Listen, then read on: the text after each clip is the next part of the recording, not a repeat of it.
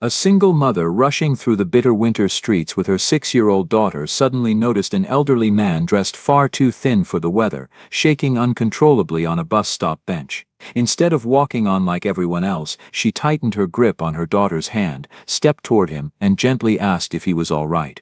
Then she guided him into a warm diner and paid for his breakfast with her last few dollars, never knowing he was the missing father of a billionaire. What happened next, sparked by that single act of kindness, would alter her life forever.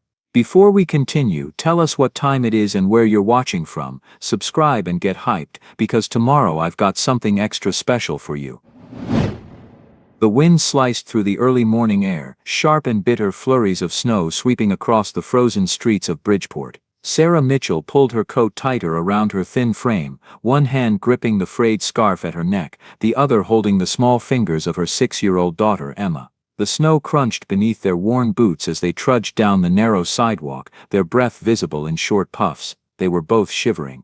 "I'm cold, Mama," Emma whispered, her cheeks flushed red from the brutal wind. Sarah squeezed her daughter's hand gently, forcing a smile she didn't feel. "I know, sweetheart. Just a few more blocks to the community center, okay? Miss Patricia will have the heater on." Her own fingers burned inside threadbare gloves. The furnace in their studio had been broken for 3 days, the landlord promising tomorrow again and again. Last night they slept in layers, huddled beneath every blanket they owned, towels stuffed along the windowsills to stop the drafts that still seeped through. Sarah worked 2 jobs, mornings at the diner on 5th Street, smiling through exhaustion for tips that barely covered groceries, and nights cleaning office buildings while the city slept. And somehow, she carved out a third life in the quiet corners of the public library. While Emma did homework or played nearby, Sarah taught herself programming through free online courses. 18 months now. 18 months of staring at screens until her eyes burned, of watching tutorial videos with headphones on so she wouldn't disturb other library patrons, of building practice applications on borrowed computers. She was building something. A way out. A future where Emma wouldn't have to wear shoes with holes in them, or go to bed hungry, or feel the cold seep through broken windows. They rounded the corner onto Madison Avenue, and Sarah noticed him immediately. An elderly man sat hunched on a bus stop bench, his body curled against the cold. He wore no coat, just a thin cardigan over a button-down shirt, dress slacks that looked expensive once but were soaked through at the knees and stained with something dark, mud, maybe, or worse. His white hair stood up in wild tufts, and his hands trembled as he clutched at the air, as if holding something only he could see. People walked past him. A woman in a business suit quickened her pace, eyes fixed on her phone. A jogger veered wide around the bench without breaking stride. A delivery driver glanced over, shook his head, then looked away. The old man's lips were moving, forming words Sarah couldn't hear from across the street. His voice carried on the wind, fragments of sentences, half memories spoken to no one.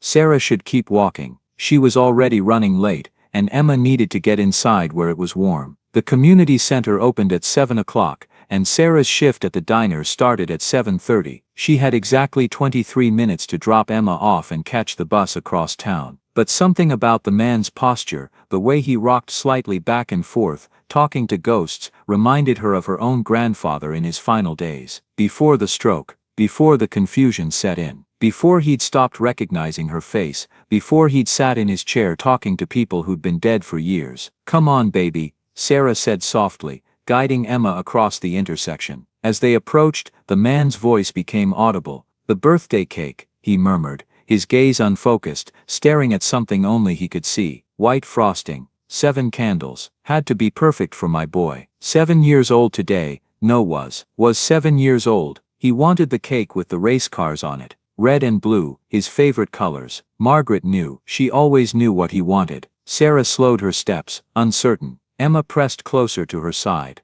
"I should have gone," the man continued, his voice rising and falling like a tide.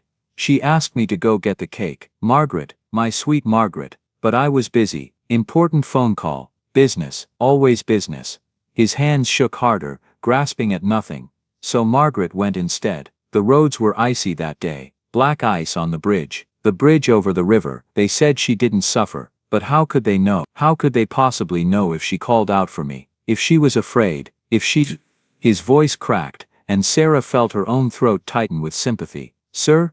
she said gently, crouching down in front of him. Emma tucked herself against Sarah's back, peering around at the old man with wide, worried eyes. The man's eyes found Sarah's face, and for a moment, something flickered across his weathered features: confusion, fear, a desperate kind of hope. He looked to be in his mid-70s, with deep lines carved around his eyes and mouth, the kind that spoke of years of worry and grief. "Are you Margaret?" he whispered.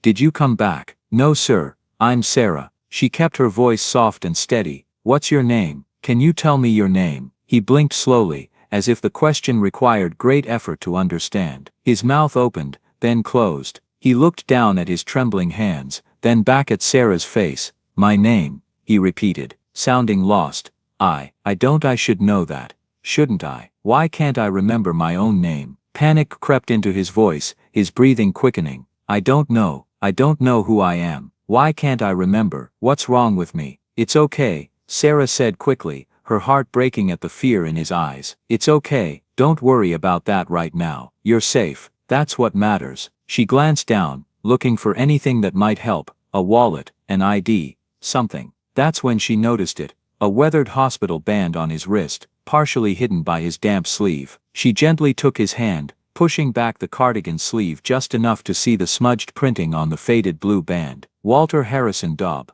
March 15, 1948, Meadowbrook Memory Care. "Walter," Sarah said gently, releasing his hand. "Your name is Walter Harrison." The old man, Walter, stared at her as if she'd performed a miracle. "Walter," he repeated slowly, testing the word. "Walter Harrison, that's my name." Yes, I think that's right." Relief flooded his face, but it was quickly replaced by more confusion. "But how did you know? Do I know you? Should I remember you?" "No, sir, we just met. I saw it on your hospital band." Sarah gestured to his wrist. Walter looked down at the band, as if seeing it for the first time, his brow furrowing. "Hospital band. Why am I wearing?" His voice trailed off. He looked around at the snow-covered street, the bus stop, his own wet clothes, as if trying to piece together a puzzle with missing pieces. "I don't understand. Where am I? How did I get here?" "You're on Madison Avenue, in Bridgeport," Sarah told him, trying to keep her voice calm and reassuring. "Do you know where you live? Is there someone I can call to come get you?" But Walter wasn't listening anymore. His eyes had drifted past her, unfocused again. "Benjamin," he murmured. "My son. He's angry with me, so angry. I don't blame him. I wasn't there, you see, not for his 7th birthday. Margaret went for the cake, and she never came home. And I still didn't stop, kept working, building an empire." He laughed, a bitter sound that hurt to hear. "An empire, and I lost everything that mattered. My wife, my son, all of it, gone." Sarah glanced around, hoping someone else would step in, someone with more resources, more time, more of anything than she had. But the street was emptying as people hurried to escape the cold, everyone carefully not looking at the confused old man on the bench. "Mr. Harrison." Sarah tried again, her voice gentle. "Walter, when did you last eat? Do you remember?" Walter looked down at his hands, turning them over as if they might hold the answer. "Eat?" he repeated, seeming confused by the concept. Then, as if his body suddenly remembered what his mind had forgotten, his stomach made a loud gurgling sound. He pressed both hands against his abdomen, his face contorting with surprise and pain. "Oh, I don't. When did I?" His voice trailed off. He looked down at himself, at his wet, stained clothes, his feet in soaking dress socks with no shoes, as if seeing his condition for the first time. Confusion washed over his face, followed by something like shame, and then fear. "I don't know where I am," he whispered, and the lost quality in his voice broke something in Sarah's chest. "I don't know how I got here. I was looking for something, someone. Margaret, Benjamin, I can't." He pressed his hands harder against his stomach as it growled again, louder this time. His whole body began to shake, though whether from cold, hunger or distress, Sarah couldn't tell. "It hurts," he said, so softly she almost didn't hear. "Everything hurts. I'm so cold, and I think I'm hungry, very hungry, but I don't remember. When did I last?" Sarah felt tears prick her eyes. "Mama?" Emma whispered, tugging on Sarah's coat. "Is he okay? He looks like Grandpa used to look, before he went to heaven." Sarah's throat tightened. She opened her worn wallet with trembling fingers and counted the bills inside. $17. That was all she had until Friday, 3 days away. $17 she'd been saving for months to finally buy herself a proper pair of winter boots. Her own soles were worn so thin she could feel every shard of ice through them, and her feet ached constantly from the cold. But this man, this confused, hungry, suffering man who couldn't even remember his own name, he was sitting here in the freezing cold with no coat, no shoes, talking to ghosts and clutching his empty stomach, and everyone was just walking past. What kind of world was this, where people could see someone suffering and just keep walking? Sarah closed her wallet and made her decision, feeling something shift inside her chest, something that felt like choosing to be the person she wanted Emma to grow up to be, even when it cost more than she could afford. "Mr. Harrison," she said,